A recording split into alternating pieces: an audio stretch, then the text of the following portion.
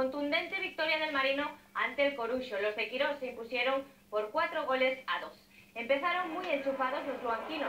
Luis Cuenca en el minuto 13 adelantaba a su equipo. Ya en el 39 el jugador gallego Jesús Varela introducía el balón en su propia portería y ponía el 2-0 en Miramar. Antes del descanso, Josu Villar recortaba distancias para el Coruxo desde fuera del área. Pero fue comenzar la segunda mitad y Johnny primero y Sergio Prendes después certificaban la victoria del Marino. Hubo tiempo para un gol más, en este caso para los gallegos al transformar a Túnez un discutido penalti. 3 puntos fundamentales para los de Quirós, que no solo acarician la permanencia, sino que también acarician los puestos de la Copa del Rey.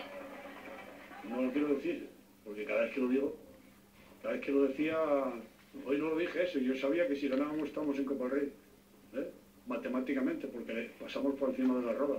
Pero no lo quiero decir, ni lo voy a repetir, porque siempre que hay algo que aspiro acá, recuerdo un año que estábamos aspirando al cuarto puesto y desde que no ganamos partido, tardamos 5 o 6 partidos en ganar. No, es mejor dejarlo. Estamos a la espera de que nos lleguen esas imágenes del Carlos Tartiere.